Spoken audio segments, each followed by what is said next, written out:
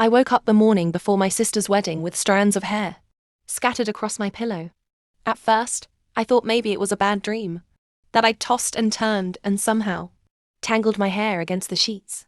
But when I reached up, my fingers brushed against uneven tufts, sharp edges where smooth locks used to be. I stumbled to the mirror, half blind from sleep, and what I saw nearly made me collapse. My hair, my long, carefully grown, carefully cared for hair, was hacked off. Jagged ends, uneven lengths, whole clumps missing. It looked like someone had taken dull scissors and gone to war with my head. And then it hit me. Someone had. I tore open my bedroom door, heart pounding so loudly I could hear it in my ears. My parents' bedroom door was cracked open, light spilling through. I stormed inside without knocking. They were both awake. My mother sat calmly in her robe, sipping tea like nothing had happened. My father scrolled through his phone, expression unreadable. "What did you do to me?" I demanded, my voice breaking. My mother looked up at me, and the thing that hurt the most was her calmness. Her complete lack of surprise. She didn't even deny it. She just said, "We couldn't let you outshine your sister tomorrow. She's the bride. This is her moment." My dad didn't even look up from his phone. He just muttered, "Family is about sacrifice. Hair grows back." I couldn't breathe. I wanted to scream, cry, collapse all at once. Instead, I staggered backward, staring at them like they were strangers. My own parents had crept into my room while I slept and butchered my hair. Not because I'd done anything wrong, but because they thought I might look too pretty standing beside my sister at her wedding. But that was only the beginning. To understand why my parents thought this was acceptable, you'd need to know my family. My sister Evelyn was the golden child. She was the kind of daughter parents bragged about at dinner, parties, straight A student, homecoming queen, charming, engaged to the son of one of my father's business partners. Me? I was the shadow, the other daughter. I wasn't a failure by any means. I had a decent job, friends, hobbies, but compared to Evelyn, nothing I did ever measured up, at least not in their eyes. If Evelyn got a 98 on an exam, they framed the paper. If I got a scholarship, they called it lucky.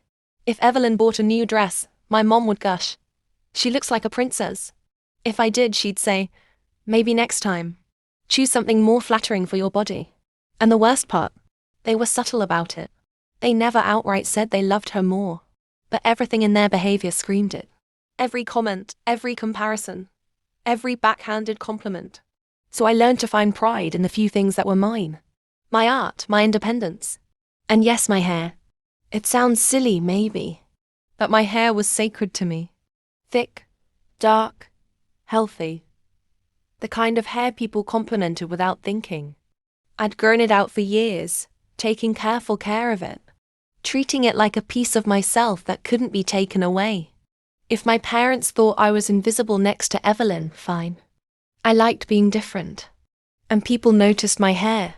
They always did. I didn't realize until later that that was exactly the problem. From the moment Evelyn got engaged, the wedding consumed the household. Every conversation, every plan, every ounce of my parents' energy went into making sure it would be perfect. I didn't mind, not at first. She was my sister, and weddings are supposed to be special. But the closer the date came, the more the favoritism seeped out in ugly ways. Mum told me not to wear heels taller than 3 inches. Dad suggested I keep my makeup minimal so the photos stay balanced. Even Evelyn herself joked, "Don't worry, you won't steal the spotlight." I laughed along, but deep down, the comments stung. They weren't jokes. They were rules. I noticed the way my mother's eyes lingered on my hair at the bridal fitting. The way she pursed her lips when I wore it loose around my shoulders. I brushed it off. Maybe she thought it was too casual. Maybe I was imagining things. But I wasn't. The rehearsal dinner was a blur of toasts and clinking glasses. Everyone was glowing with excitement, drunk on champagne and anticipation. I smiled through it all, but inside I felt the old familiar ache, being treated like an accessory, not a person. That night, when I finally got home, I brushed my hair until it gleamed. I remember looking at myself in the mirror, thinking, At least tomorrow I'll look like me. No matter what, they can't take that away. I was wrong. The next thing I knew, I was standing in my parents' bedroom with my hair butchered. Their excuses echoing in my ears. And in that moment, something inside me snapped. I wasn't just the shadow anymore. I wasn't the other daughter. They wanted to humiliate me. Fine. But tomorrow, at the wedding, everyone would know exactly what they'd done. And I promised myself one thing. I would make sure they regretted it. I didn't sleep the rest of that night. I lay in bed staring at the ceiling, fingers running through the jagged ends of my hair again and again. Like if I touched them enough, they might magically grow back. Every time I closed my eyes, I imagined them creeping into my room, scissors in hand, hovering over me while I slept. My own parents. The thought made my stomach twist. By the time the sun came up, I hadn't shed a single tear. I was too numb, too hollow. When I finally dragged myself out of bed, I almost didn't want to look in the mirror again, but I forced myself to. It was worse in the daylight. The left side was shorter than the right, uneven by inches. My bangs were cut into jagged chunks like a child had gone at them with safety scissors. It didn't even look like a haircut. It looked like vandalism. I pulled my hair back into a bun, but the ends stuck out like broken twigs. No matter what I tried, braiding, clipping, tying, it still looked butchered. That's when I heard my mom calling up the stairs. Breakfast in 10 minutes. Don't be late, we've got a schedule to keep. Her voice sounded cheerful, like she hadn't mutilated me in my sleep. I marched downstairs, refusing to hide the damage. If she wanted me to look ruined, then fine. I'd let her look me in the eye while I wore it. They were already at the table. My dad buried in his phone, as always. My mom spreading cream. Cheese on a bagel like she hadn't. Destroyed the one thing I was proud of. Neither of them even looked at me when I sat down. I slammed my hand on the table. Why did you do it? Finally, they looked up. My mom didn't even blink. Because tomorrow is your sister's wedding. She's the bride. You don't get to compete with her. I stared at her. Compete? I wasn't competing. I just wanted to look like myself. You don't understand how fragile these things are, she said, as if she were lecturing a child. Photos last forever. It's Evelyn's big day, and we couldn't risk her being overshadowed. Not by her own sister. My dad sighed, like he was tired of the whole conversation. It's just hair. It'll grow back. Stop being dramatic. Dramatic? My voice cracked.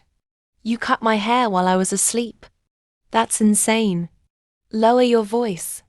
My mom hissed. We have guests arriving today.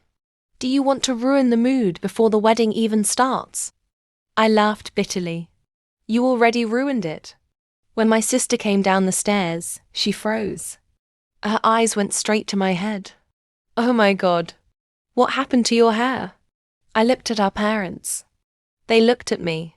I wanted to scream the truth right there in front of her, but something in me held back. Maybe it was shock. Maybe it was instinct. Or maybe it was strategy.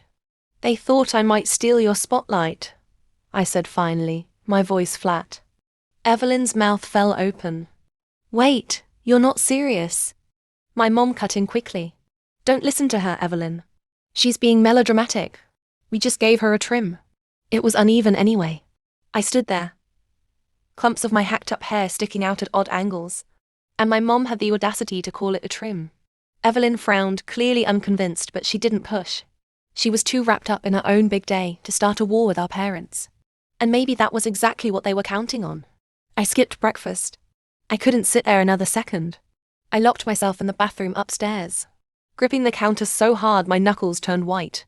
I wanted to cry, but the tears wouldn't come.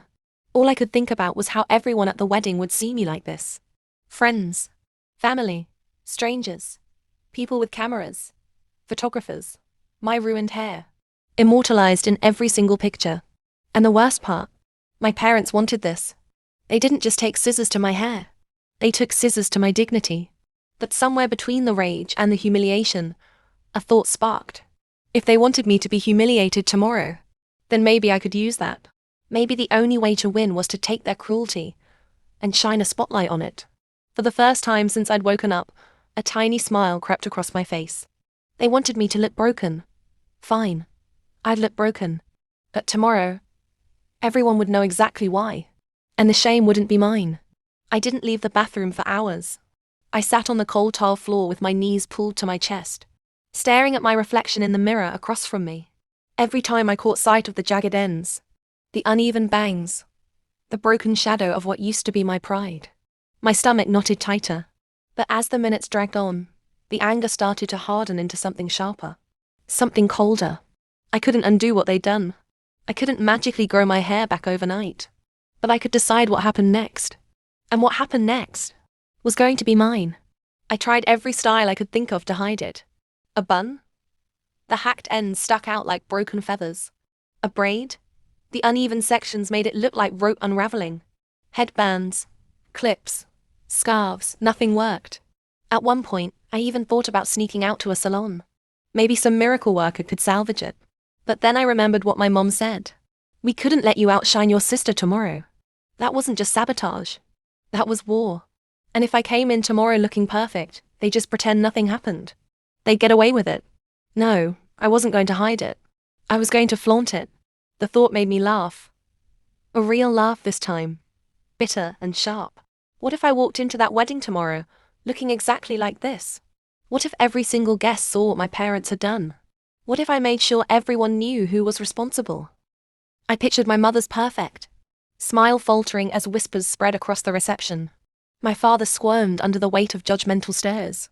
Evelyn frowning, realizing her perfect wedding was tainted not by me, but by them. It was risky. It would draw attention. But wasn't that the point? They wanted me invisible. They wanted me diminished. So I'd make myself unforgettable. That evening, I pulled out the dress I was supposed to wear. A pale lavender bridesmaid dress that Evelyn had chosen herself. Soft, delicate, understated. The kind of dress meant to fade into the background beside her white gown. I slipped it on and stared at myself in the mirror. With my hair butchered the way it was, the effect was jarring.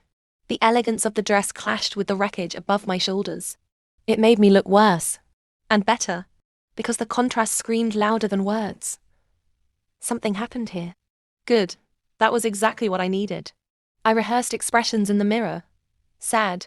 Humiliated. Small. Then subtle shifts. Hurt but dignified. Broken but enduring. If I looked too angry, people might think I was being petty. But if I looked quietly devastated, people would ask questions. And when they did, I'd answer honestly. No dramatics. No yelling. Just the truth dropped like a bomb in casual conversation. Oh, this? My parents cut my hair in my sleep. Said they didn't want me outshining Evelyn. I practiced the line until it rolled off my tongue like a confession. I didn't want to give but couldn't hold in any longer. It wasn't just a story anymore. It was a weapon. The more I thought about it, the more perfect it became.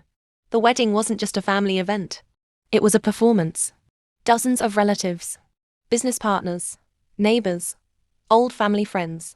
Cameras everywhere. My parents didn't just sabotage me.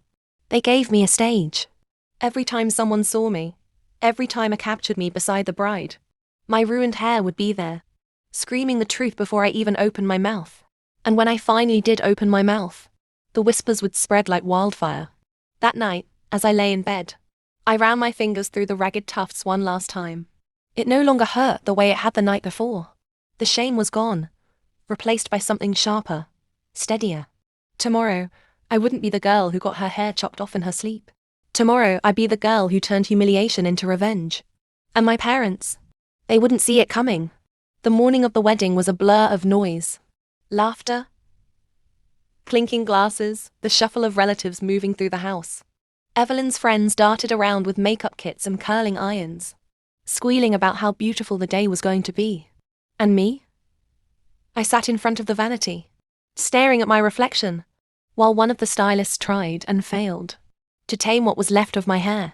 Oh, Oh my, she muttered under her breath. I met her eyes in the mirror. Yeah, don't ask. She hesitated, curling iron hovering mid-air. Do you want me to? Maybe even it out a little? I shook my head. No, leave it. She blinked. Are you sure? Positive, I said. This is exactly how I want it. She didn't understand. Nobody did. But by the end of today, everyone would. The church was already buzzing when we arrived.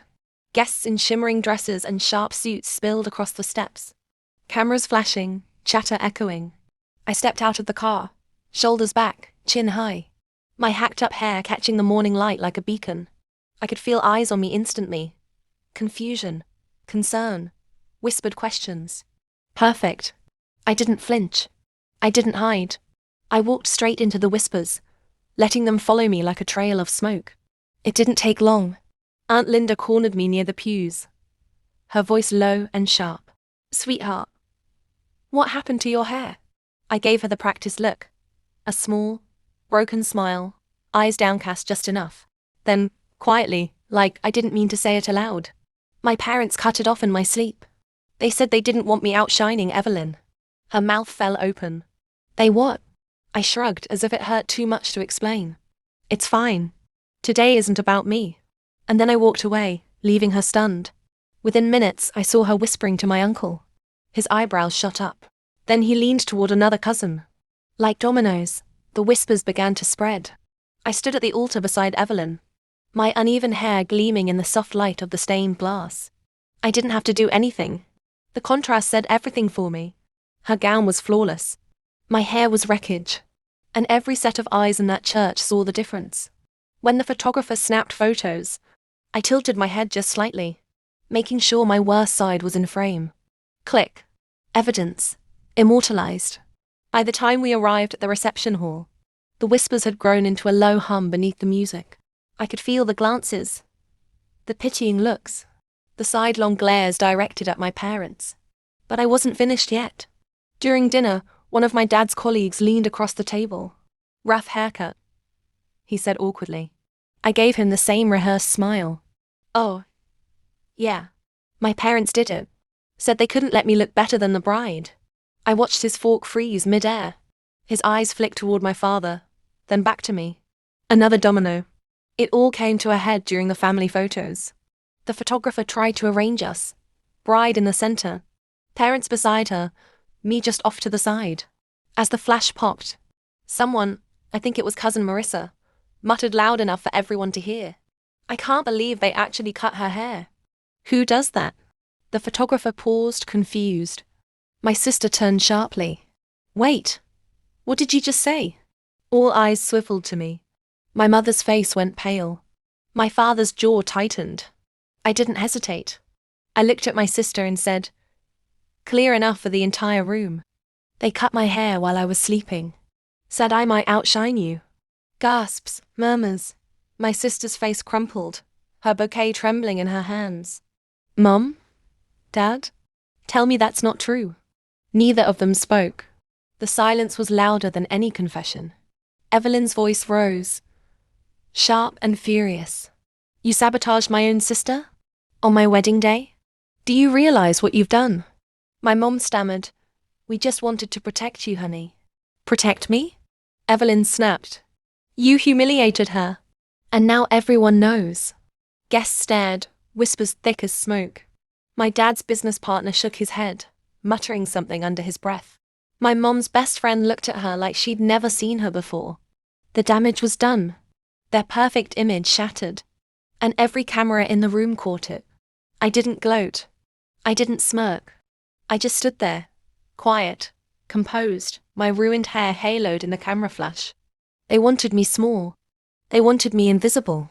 Instead, I was unforgettable. The reception hall had gone quiet, like someone had hit a mute button.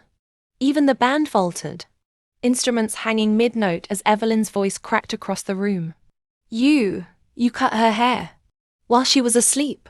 All eyes were on my parents. My mother's lips moved soundlessly, searching for some excuse, some justification, but nothing came out. My father clenched his jaw, arms crossed tightly. as though he could bulldoze his way through the moment by sheer silence. But silence was its own confession. Evelyn stepped forward, her gown brushing against the polished floor, bouquet trembling in her grip. "Do you have any idea what you've done? This was supposed to be my day, and instead, you've made it all about your cruelty." My mom's voice finally cracked through the tension. "We were just trying to make sure you shone, Evelyn. That nothing distracted from you." "Nothing distracted from me?" Evelyn's face flushed red. "You think this helps me? Everyone here is staring at you like you're monsters. Do you realize that every single wedding photo is ruined because of what you did? Not because of her." She jabbed a finger toward me. "But because of you." Her voice broke on the last word, a mixture of rage and disbelief. Aunt Linda stood, arms crossed, glaring daggers at my parents. "How could you do this to your own daughter?" "She's family," Uncle Rob chimed in, shaking his head. "You're supposed to protect your kids, not sabotage them." A low murmur of agreement spread across the tables. I caught snippets. Sick behavior. Unforgivable. What were they thinking? My dad's business partner leaned over to his wife, muttering not so quietly, "I can't believe I trusted a man who'd do something like that to his own child." His wife whispered back, loud enough for half the table to hear, "Image over love." Typical. My father's face darkened. His reputation was slipping through his fingers, and there was nothing he could do. Finally, my mother broke.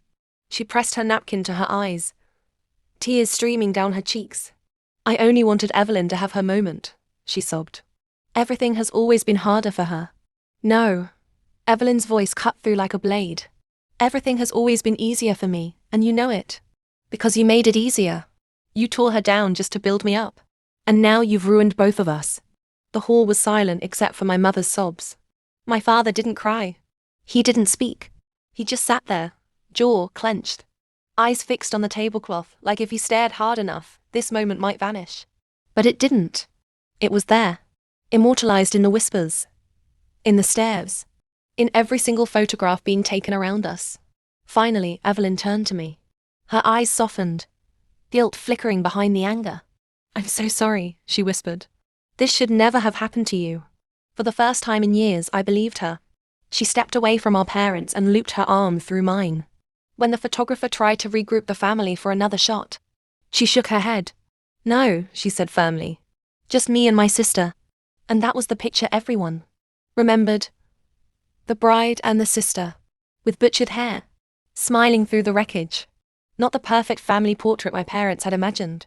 Not their staged idea of control. Just the two of us, united against them. For the rest of the evening, my parents were pariahs in their own social circle. Friends avoided their table. Relatives refused to make small talk. Every laugh, every toast, every clink of glasses seemed to sharpen the isolation around them. And me? I didn't gloat. I didn't have to. Their punishment was already unfolding. In whispers and sidelong glances. In ruined reputations and shattered illusions. They had tried to humiliate me. Instead, they humiliated themselves. The wedding ended, but the whispers didn't. By the time dessert was served, my parents were sitting alone at their table, isolated like outcasts. Every laugh, every toast, every camera flash felt like it was happening without them. And it was. Evelyn barely spoke to them the rest of the night. When the car came to take her and her new husband away, she hugged me first, longer than she ever had before. She didn't even glance at our parents. In the weeks after, the damage deepened. My dad's business partner pulled out of a deal. Family friends stopped calling. At church, people stared. My parents, once obsessed with appearances, could no longer show their faces without shame. And at home, the silence was thick, broken only by the occasional, half-hearted attempt to move on. But I didn't forget. And neither did Evelyn. They had cut my hair thinking they'd made me small. Instead, they made me unforgettable. And every wedding photo, every family memory from that day, is proof of exactly what they did. So yes, they tried to humiliate me. But in the end, my revenge was simple. I let the truth speak for itself. If you made it all the way here, thanks for watching. Don't forget to hit that like button and subscribe for more unbelievable revenge stories. You won't want to miss the next one.